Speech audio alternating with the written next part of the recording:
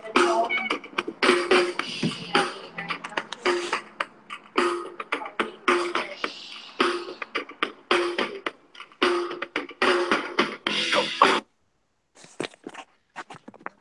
all, and welcome to the Fourth Down Syndrome Downcast. Maybe I should start saying the date for Thursday, October 26th. Damon here, as always, and we have Zach with us too. Zach, how you doing? Hello. Doing good. Good to hear. And we have our guest today, Mr. Hammer of Thor himself, Chris. Chris, how are you? I'm doing very well today. Thanks for having me. Well, thanks for coming on. We're always glad to have you. So we didn't have – Chris was kind of our fallback guest today because I wanted to cycle through the rest of the people, but they were unavailable. We do have John Giorgio set for next week, which is great. That'll get us closer to where we're at. But, just like the pioneers, I guess, we had to settle. And so Chris is here today. You don't kill yourself. Always will. Thank you. Like I said last time, if you guys subscribe to this, it lets you know when it's being recorded, and you can, if you literally have nothing better to do, you can jump on and listen to it live. It's kind of cool. If you want. If not, go fuck yourself. So I wanted to go over something to start off before we review the games, and that was scoring adjustments or stat adjustments. 2 weeks ago now, we had Zach beat Bill in a very close game in week 6. Let me see here. The score at the time of the recording of the podcast, Zach had won the game 100.6 to 98.9. He'd won the game. Bill was on that week. Bippity boppity, game was over. On Thursday, there was a stat adjustment, and the Tennessee defense scored 2 extra points, which ended up giving Tebow Goes Yard the win, 100.9 to 100.6 over Southwest Muff Divers. So I'm going to have Zach talk on it for a second. Chris can too. But basically, just so everybody knows, this thing is very rare, but it can happen. If you have a less than 2 to 3 point win, chances are it's going to stick, but you always need to wait for Thursday stat adjustments because and most of the time they'll be defensive, but it can happen.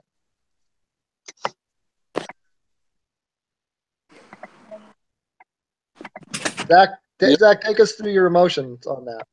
Well, I went into, what was it, Wednesday night when it happened, undefeated. And then Wednesday, before last Thursday night game, I found out that I was no longer an undefeated team, which really broke my heart. Wasn't as bad as losing to Caitlyn Jenner's balls, but it did hurt. May I address that as well? Go ahead. I'm just going to address it. I am just finding out about this right now, and I definitely think this is a perfect rule because I am 1 game behind Zach now, and this is one of the greatest things that I've ever seen happen. And way to go, Caitlyn Jenner's balls. Sorry, Zach. Well, I did name his team, so I guess a little bit of karma coming back my way. Awesome. Yeah, that was it. Like I said, I've only seen that I think twice ever. A stat and I'm talking about just a stat adjustment. Period. I don't think I've ever seen a stat adjustment change the outcome. So it's very rare, but it can happen.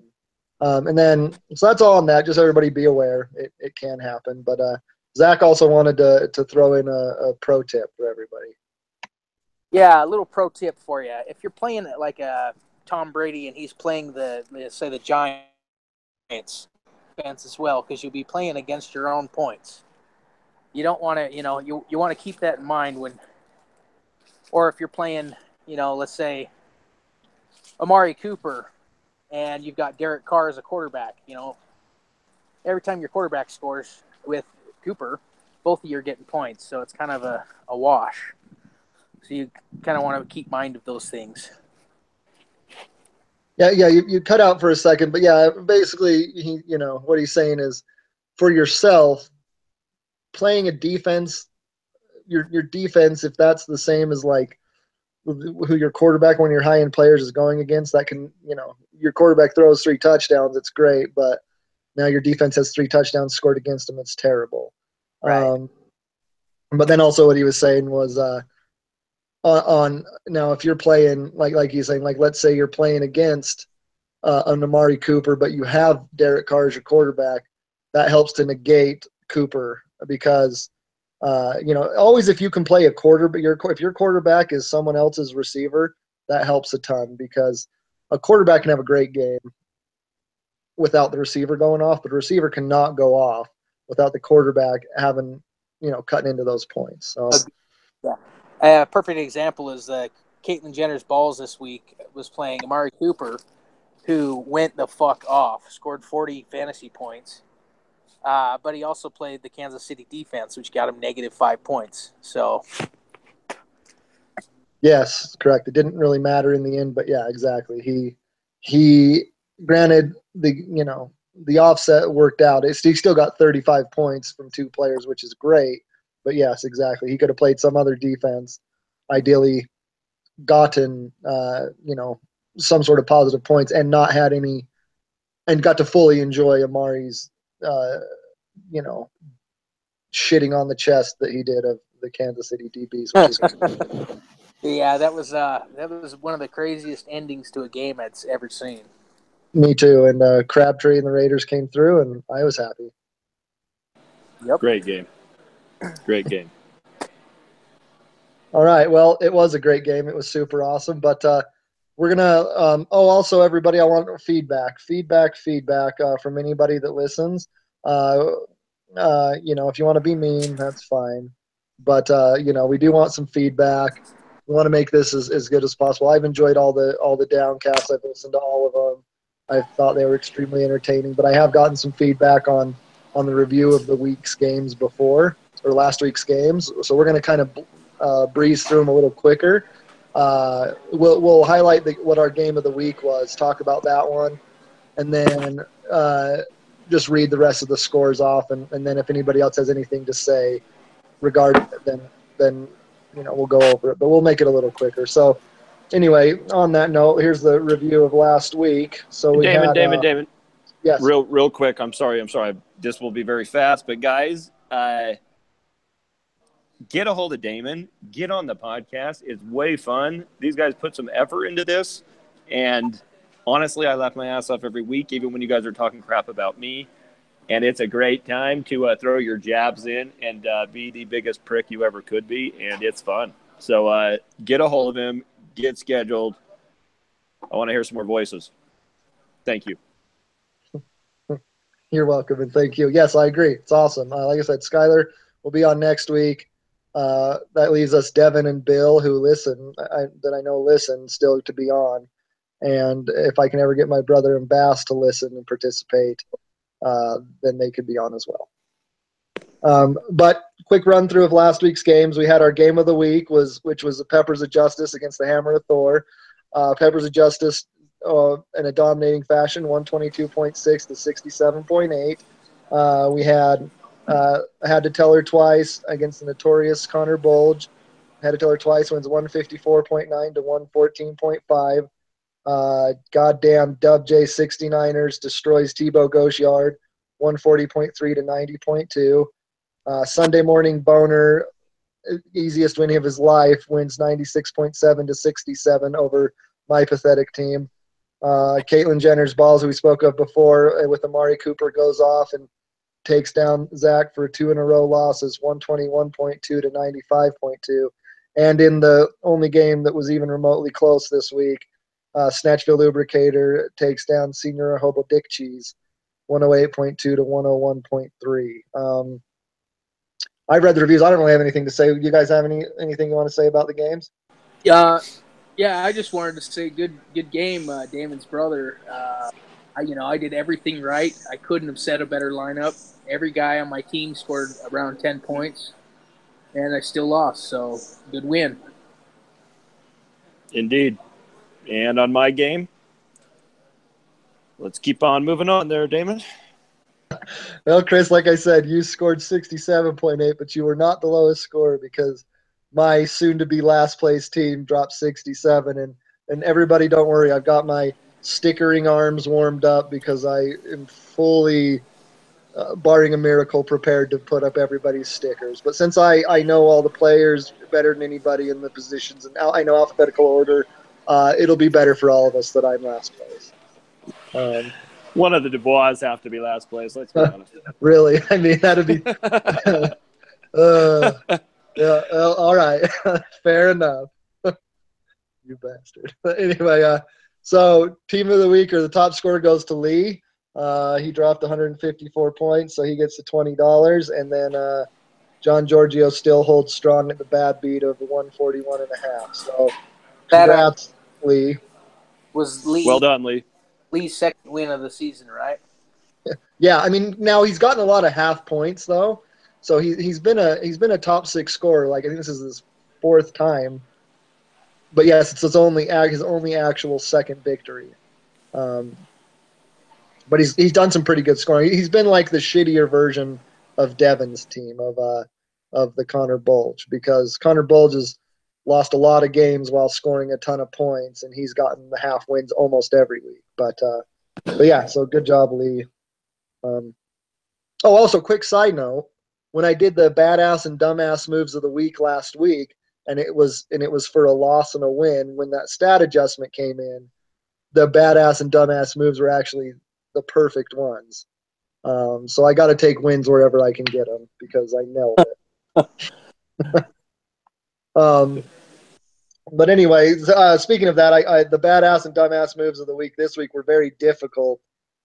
Because there was not any moves that if made would have determined a victory or a loss, and there wasn't any that would have determined getting into the half point or not. So it was kind of tough to place them, but I pulled through after looking at them. And the badass move of the week it's to my brother for keeping Amari Cooper in the lineup after he's done so poorly. I mean, honestly, he probably gets this because he just doesn't ever mess with his lineup, but he kept him in. As we all saw, Amari dominated. It was wonderful. So congratulations, a badass move of doing nothing. So good on you.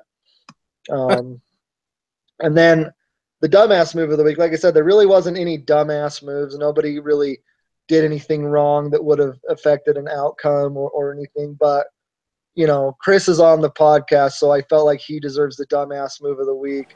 I actually do, and I'll even say it if you. Yep. Yep. Go ahead, Chris. What's your dumbass move? So there's 3 of them, 3 dumb moves, and I would have possibly been a winner this week. Or I think he still could have beat me, but it would have been way closer, and I definitely would have had a half a point. Cam Newton. The dude's a wash-up waste. Like, he's every other week, and every time I don't play him, he blows it up. Every time I do, he's garbage. Anyway, the other thing is I chose not to play Aaron Jones. Because of the split between him and Ty Montgomery, it really hurt the week before, and I was worried it'd be the same this week with their matchup, and I didn't play him, and he scored like 23, 24 points. One other guy on my team, I can't remember. It doesn't matter. I definitely would have chose me this week also, so I can't even argue with you on that, Damon. Not even at all. And Winston went off. Oh, my God. Terrible week. I'm normally good at judging those things, but moving on. Well, Chris, just feel confident that your horrible, pathetic, terrible week was still better than my average week, so you'll be okay. I do. I still look down on you. We're good. As everybody should. I've lost all ability. Moving on. So anyway, yeah. Sorry, Zach. Go ahead, Zach. I said if that's all for the recap, I wanted to move on to our next segment, Studs and Duds. with our guest today. We wanted to ask you, so far throughout the season, which players have not performed that you had high hopes for, and which players have exceeded your expectations on your team? Well, mine's kind of easy. I have so many injuries this year that I wouldn't say I have any duds. Is the reality. I really don't feel like I do. Well, yeah, I do. I've got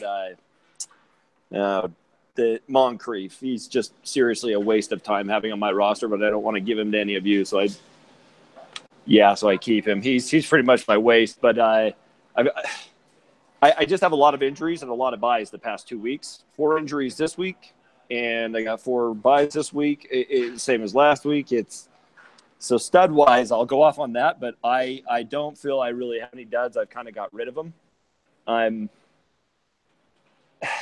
A big stud was Diggs, and then he got hurt, but I'm hoping for a huge game this week. The biggest stud I have right now, I think, is Aaron Jones. That was the best pickup I've done this year. When Ty Montgomery got hurt, major stud, and who's another big player I have? Oh, and Jordy's going to be my dud now, actually. Ever since Rodgers got hurt, he's pretty much a waste of my time. And that sucks because he does not get thrown to. Aaron Rodgers is the only one that throws to the dude, and I'm kind of screwed on that. But dud is going to be Jordy. Well, no, it's not because he's been amazing, and it's not his fault. Who's a dud? I don't really have a dud. I just have a lot of studs, and once they're healthy in a few weeks, I'm going to be right back in it, so I'm not too worried. Sorry, gross exaggerated explanation there.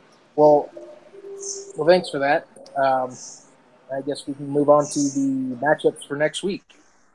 Yeah, we can. I mean, you do have a good team. If the playoffs started today, you both would be in it. Yeah, you would both be in it. Chris, you'd be number 6 in. So your team's doing good. I mean, Connor Bulge is right on your ass, but yes, he is. Yes, he is. As of now, you're good. So let's go over the standings real quick before we preview next week. So in the Champions Division, we finally have the division leader over 500, which is good for the division, I guess. But Champions Division, Caitlin Jenner's balls after his big win moves to 4.5-4.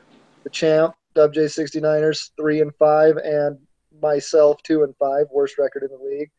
The Fuck Damon Division, Peppers of Justice, league leading 9.5-1. Senior Hobo Dick Cheese 6-3, and the Notorious Bulge 6-4. In the Fuck You Division, we have the even off 2 games in a row loss 6.5-2 for the Southwest Muff Divers.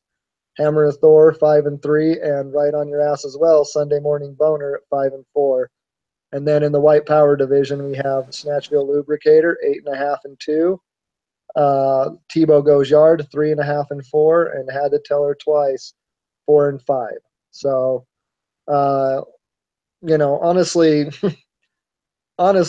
no one's out of it yet. I mean, myself and the champ would be pretty much out of it if we weren't in the shittiest division with it, or anybody has a chance. But everybody else, I mean, the Fuck Damon and Fuck You division, everybody's over 500, and in the White Power division, the 2 teams that aren't over 500 are just about there. So, I mean, we still got a lot of football to play. We're barely at the halfway point. So, keep it up, everyone, I guess, except for my division.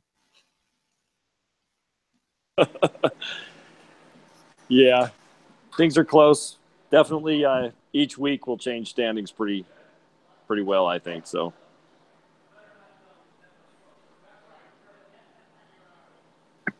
All right, well then that's it for the standings. So once again, yes, you're right, Chris. It's going to change a lot, and we'll see what happens. But let's preview Week 8. We got a lot of good games on the docket, if you will. But the game that we're going with game of the week here is going to be between Zachariah here, Southwest Muff Divers, and Meehan Kelly, Senior Hobo Dick Cheese.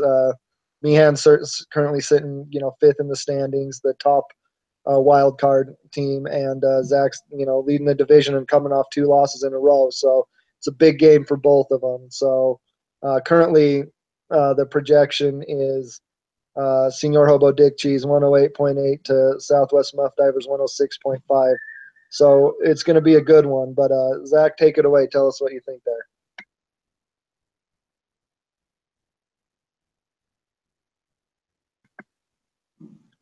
Zach. Oh. Well, Zach's not unmuting, so I don't know if he's left the building or not. Sorry, But, I didn't realize I was muted. I was saying having these two losses in a row has really taken the wind out of my sails. So I'm looking forward to get back to my winning ways. Sean's a really good team, and I'm excited to play him. But confident I'm going to pull out the win again. well, you are good at pulling out because I don't know of any children yet, so good luck to you. Next game, we'll go the Hammer of Thor and Sunday Morning Boner. Sunday Morning Boner's been on a little bit of a roll. He got his gimme win last week, and Chris has a tough battle here. The projections are 114.8 to 99.9. Actually, Chris, before you go ahead, Zach's picking himself. I'm going to take Zach too, and then Chris, who do you pick before you preview your game? I'm actually going to go with Meehan against what I believe, just because I need Zach to lose again. And that's the only reason why. And it is against kind of my own judgment of what I'm looking at, but I'm going to do that today. All right, and how about your game? Oh, my game. I'm sorry. My game. So I've got four of my starters have buys this week. Luckily, I had just the right amount of people to sub in. These people suck. I'm pretty sure Diggs, I don't know how big he's going to be, but he guarantees he will be big this week. I read his report and his bullcrap talking. This will be the first time and maybe the only time I am going to pick the other side. I'm just not stupid. And he really, even his matchups are better this week. So I'm going to have the luckiest week ever. Can't this week. I have nothing to go off of. So you're welcome, Billy. I'm choosing you. I'm also choosing Billy. Bye weeks and injuries really do take a lot of fucking energy out of the.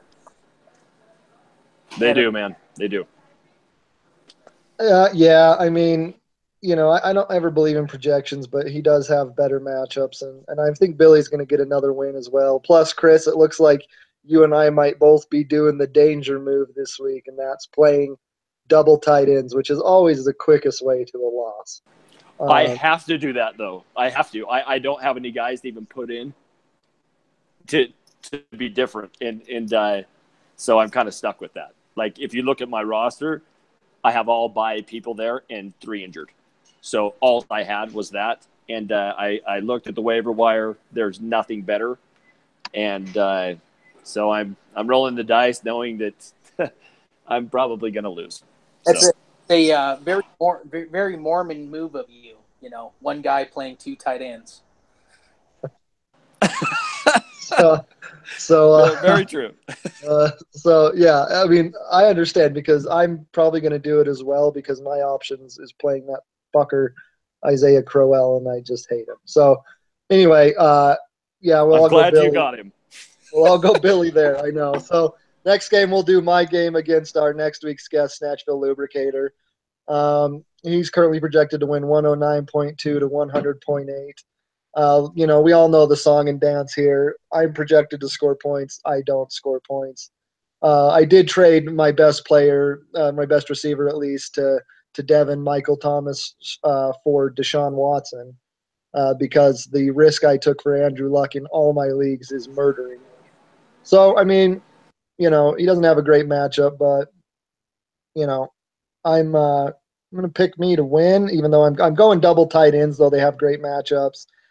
I got Cincy's defense. I feel like I might actually score points, but Skyler's got the second highest scoring team. He's got good matchups. He's really got nobody on bye that's gonna hurt him except for Delaney Walker, his tight end, but whatever.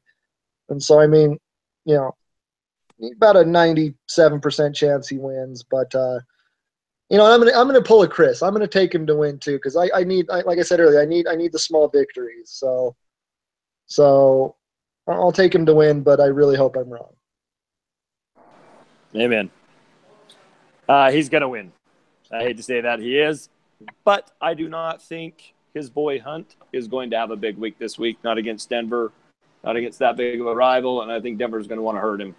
I just don't see him having a huge week, but I still think he's going to have a. I looked at all his others, and God, he's just going to kill it again this week. So, sorry, Damon, I got to go with him. Well, conventional wisdom would say to go with the other team, but I think Damon is due for a win. So I'm going to pick Damon just out of mathematical chance that you can't lose them all. Oh, dude, you're playing the blackjack hand, and you do lose them all. Also, Yeah, thanks, Zach. I was going to say, so this last week, before we move on, this last week, 3 of the 4 bottom teams, not only won, but won big. They went off for, Lee was the winner, but all 3 of the 4 got the half wins, scored over 120 points, and just looked great. So leaving myself and my 67 to be the only one that didn't. So, I'm just a defeated person here. I mean, everybody's shown, some teams, the ability to do it week after week, but every team's shown the ability to at least on any given week go off for 120 or more. So yeah, and I my high score this week's 100, or this season's 102 points, which I've done one time. I've scored over 100 one time in 7 weeks. So yeah, let's go team, but we'll see what happens. So the next game we have is the champ, WJ69ers against the new guy, notorious Connor Bull. Champ's projected to win 107.7 to 98.1. Looking through this, if Derek Carr's got a tough matchup, but if he's back, the league's on notice, which would be great. But and Devin's got a lot of people on bye week, even though he's got Michael Thomas now. So I hope Michael Thomas has a big one. I'm going to pick Devin to win because I'm praying to whatever deity or thing I need to that he beats Bass. So, even though I think the matchups are in Bass's favor, I'm going to go Devin with a prayer. It is a prayer.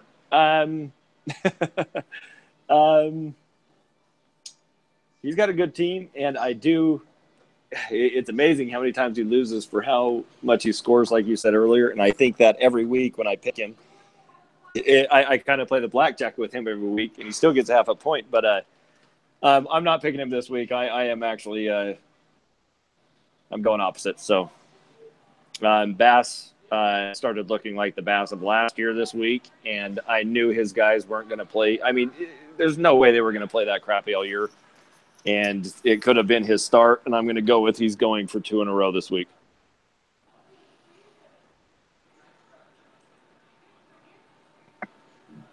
Zach, would you like to chime in with the pick? Yeah, I'm going to second that. All right, well, I sure hope you're both very wrong. Next game, we have our yeah? I was laughing, sorry. Okay, next game we're going to go in with our league leader, and that is Brad, Los Pimentos de la Justica against the guy last place who I'll be taking his throne from. Currently, Brad's projected to win 103 to 101.4. Looks like he's been hit by the bye weeks as well, because usually he scores a lot. I don't know why he's projected so low. But anyway, Brad,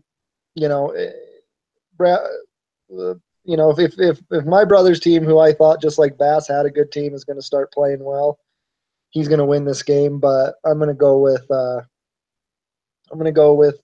he did lose Rogers though, so I'm going to go with Brad. Brad, keep it rolling, beat my brother.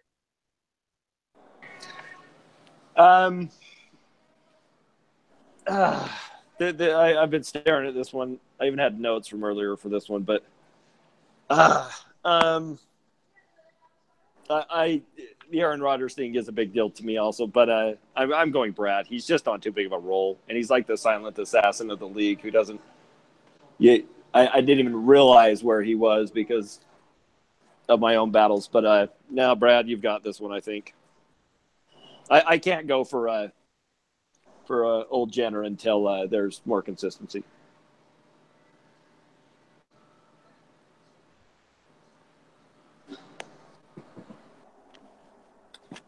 I need Brad to lose. Fuck the Peppers of Justice. All right, short and sweet. I guess you'll take my brother. Let's not let those win. So last game we have is the reigning top scorer of the week. Had to tell her twice against Tebow Goes Yard. He's currently projected to annihilate 115.5 to 78.1, but Bill has to switch out his defense and a receiver. So, but once he does that, he'll still be probably a 20-point underdog.